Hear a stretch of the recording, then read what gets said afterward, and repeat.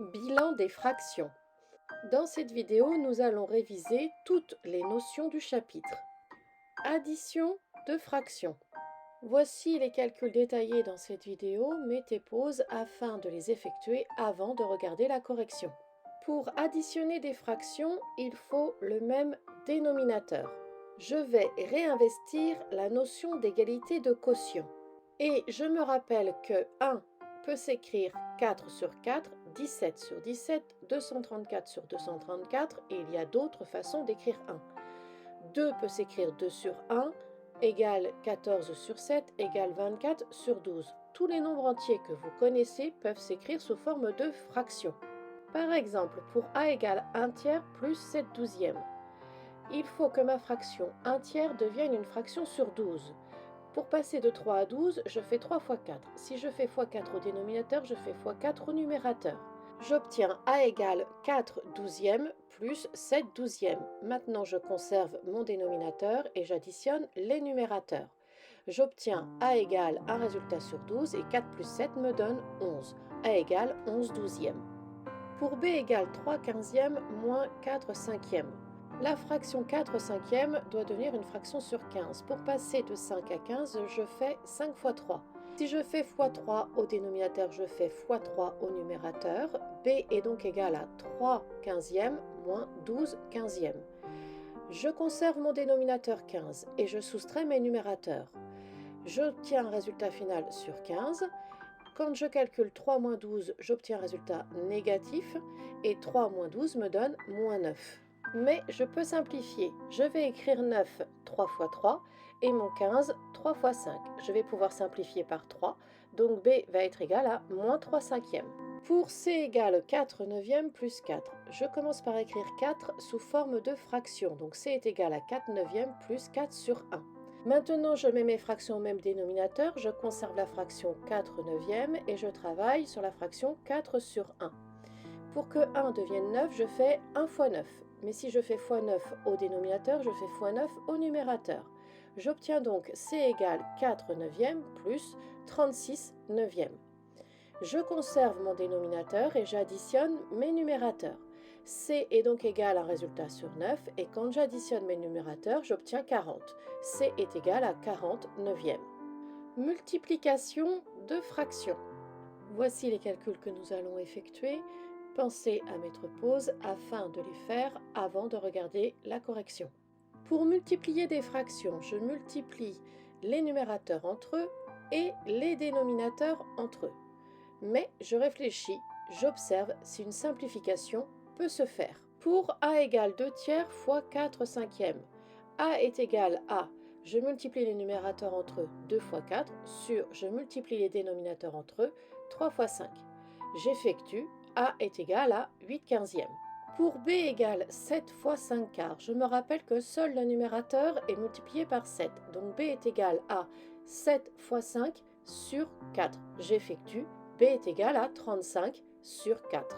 Pour c égale 24 sur 49 fois 28 sur 20 fois 15 sur 12. C est égal à la multiplication des numérateurs sur la multiplication des dénominateurs. Mais je n'effectue pas mon calcul. Je commence par décomposer chaque nombre en produit de facteurs premiers. Mon 24, je vais l'écrire 2 fois 2 fois 2 fois 3. Mon 28, je vais l'écrire 2 fois 2 fois 7. Et mon 15, je vais l'écrire 3 fois 5. Le 49, je vais l'écrire 7 fois 7.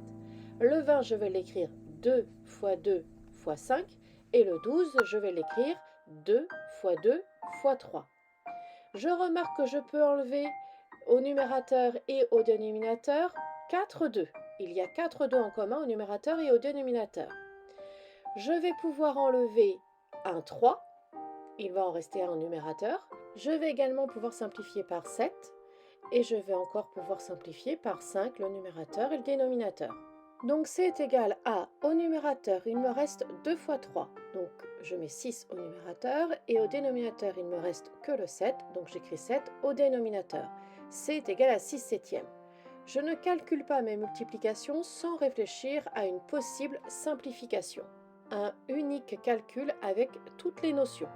Voici un calcul mobilisant toutes les notions du chapitre des fractions. On me donne A égale parenthèse 2 neuvièmes plus 2, je ferme ma parenthèse, fois 3 quarts moins 3 huitièmes, dans une parenthèse également, moins 15 douzièmes. Il y a des priorités opératoires, je commence donc par calculer mes parenthèses. Mais pour calculer mes parenthèses, il faut que je mette les fractions au même dénominateur. Dans ma première parenthèse, je vais garder le 2 neuvième et je vais travailler sur 2. 2 c'est 2 sur 1, et 2 sur 1 doit devenir une fraction sur 9. Donc le 1 devient 9 en faisant 1 fois 9. Donc je fais 2 fois 9 au numérateur, donc j'obtiens 18. Dans mon autre parenthèse, je vais conserver le 3 huitièmes et je vais travailler sur 3 quarts. Le dénominateur 4 devient 8 en faisant 4 fois 2. Donc je fais 3 fois 2, 6 pour le numérateur.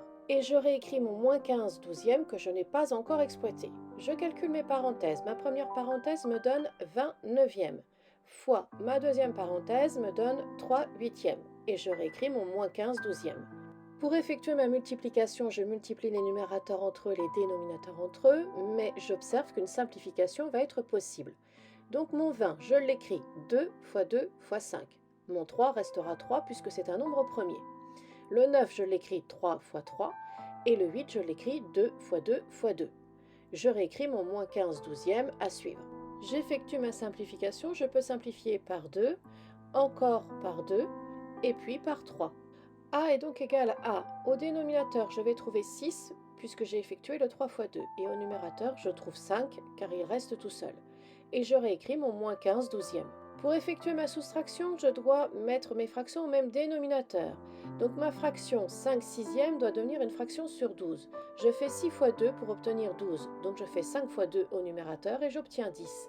J'ai donc A égale 10 douzièmes moins 15 douzièmes. Je conserve mon dénominateur, donc mon résultat est sur 12 et j'effectue 10 moins 15. Mon résultat est négatif et 10 moins 15 me donne moins 5. Dans mes calculs, je mobilise plusieurs notions en même temps.